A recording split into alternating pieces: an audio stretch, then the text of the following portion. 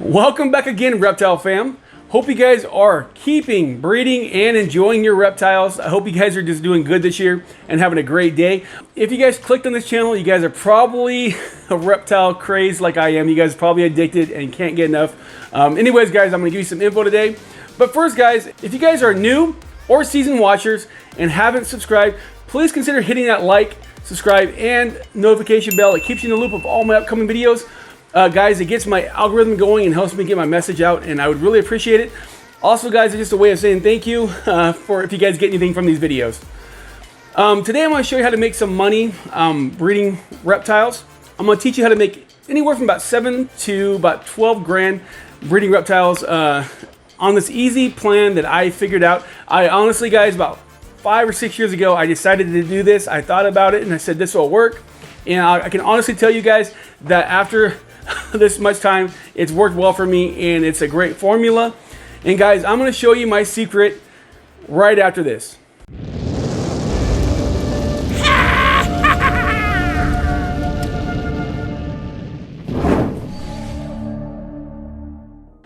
So guys, let's be upfront. The reason why I'm showing this video is either you're going to want to get, like, you need to pay off some bills. You might want to buy some more reptiles. Maybe you just need some second income, and you love the reptile hobby. This is going to work out really well for you guys. I promise. This is not a bunch of hype. This is not clickbait. This actually worked out well for me, and I still do this to this day. And we're going to talk about it right here. So, breeding ball pythons can be very lucrative, but the problem with most people breeding ball pythons is it becomes an addiction. And what they do is they put all their money back in and buy better snakes. That can work for you, as long as you do it correctly. What I'm saying is, don't just buy something that doesn't make sense for your collection. What I'm going to show you here is something that's actually a basic gene, and we're not going to upgrade it. We're just going to keep it going. It's going to be like your, foundation. It's going to be what's going to make you money every year, and you shouldn't stray from this. You can actually add to this later on, but when you're first starting out, just stick with this, and it'll keep on making you money. And honestly, guys, it'll make more money as time goes on. So first of all, guys, I think a good ratio for your male is going to be 1 male to 5 females. Some people are going to say that's too many. Some people are going to say it's not enough. Most people say anywhere from about 3 to 5 females for 1 male. That's what I do, and that's the ratio I've used to breed for a long time, is 5 to 1. Some people might disagree with me, but that's what I've worked, and it's worked out well for me.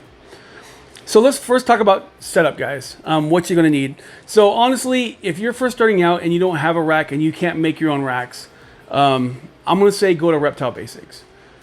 For the bang for the buck, Reptile Basics actually, I think, makes the best racks in my opinion for the cost. And also, I do like the V6 because it is so versatile. So the first rack you're going to pick up actually is the V6. And what you're going to do is you're going to get some hatchling tubs, which are the very small ones, some subadult tubs, which are the medium ones, and you're going to get one adult, subadult tub with that rack. So you're going to need at least, I'd say, 6 of the subadult tubs, which are the medium ones, and you're going to need 1 of the big tubs, and the rest of them you're going to want to fill up that tub with the hatchling tubs, because later on that's going to be one of your hatchling racks. You're going to take 5 females, and you're going to grow them up in these tubs. So you can use the subadult tubs, and then eventually when they get big enough, you're going to want to get a Super 70 from Reptile Basics. It's a pretty decent rack. It works really well, and it don't cost that much. It's a pretty easy 70 setup. I still use one for my 70s for my big females. But guys, I tell you, for the price, you're probably not going to get a better rack for that for your females. And so far, you're not into the money crazy. You're going to need 1 more V6 with just hatchling tubs for your hatchlings later on. You're probably in about $1,000, which is not that much for a racking system for your breeding colony. And that's with your hatchlings and also to keep your breeders. Also on the V6, they have 2 kinds. They have the open side and they have the closed side. If you don't have a heated room and you don't keep your temperature about 75 degrees, I would recommend getting the closed side, pay the extra money. If you don't, you'll regret it later because you'll have a hard time keeping that temperature correctly. If you have a room like me that's always heated, just get the open sides. It don't matter. So you got your setup. You got your racks, and now you're gonna need a thermostat. I would recommend personally going to Freedom Breeder and buying their 4-probe thermostat. I like that thermostat. It works really well for me. I've been using Freedom Breeder for a long time, and it's my favorite. But if you don't like them and you want to use something different, just get a Herbstat. Whatever works for you. Just don't go get some cheap jump start or something like that. Not for breeding. You're going to need a good thermostat to get going. So now, guys, you have your setup. All you need now is some snakes. And this is where it gets down to the colony that's going to be the one gene that's going to make you money year after year after year. And it's going to be pied. And you'd ask why pied, and I'm going to tell you why pied. Because pied always sells. It always will sell. It's one of the best-selling ball pythons out there. And it's already pretty much got to the lowest point it's ever going to be to sell it. And that's about $300. It's not going to get any lower. It's going to pretty much stay at $300 and slowly grow as inflation and things like that happen. But it's already hit the lowest it's going to be. And $300 for per snake is pretty good money when you're first starting out. So you got your 5 females, your 5 female pied, and you're growing them out. And also I might add, let's go back to this real quick, is that pied is the only gene that I know personally that prices change on how good it looks. I've seen people get away with selling them for $400 to $500 if they have really low white, if it's really exceptional looking. And I've seen some people that sell the high whites for $400 to $500. It just depends on how it looks.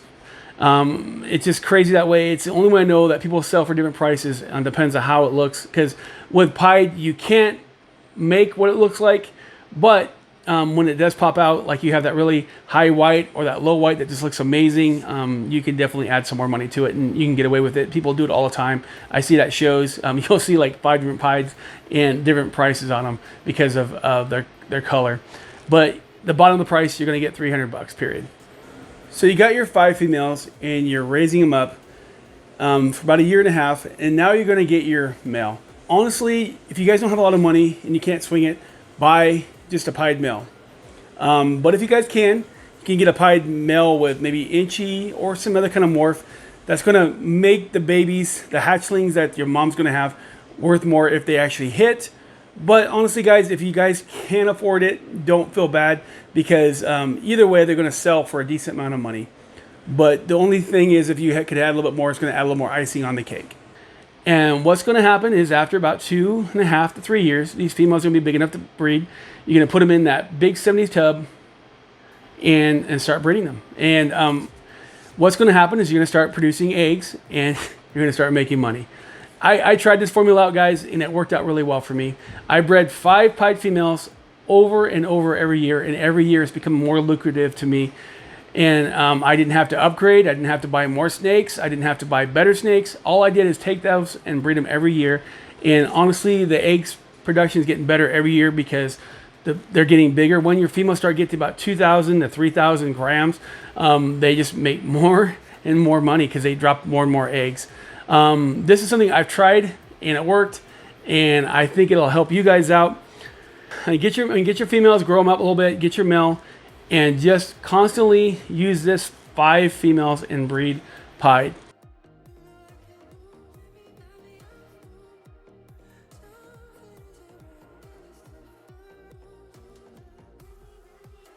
And if you want to upgrade your male, that's fine. I did that too. I got a better male. I didn't upgrade the females. I just kept the females going.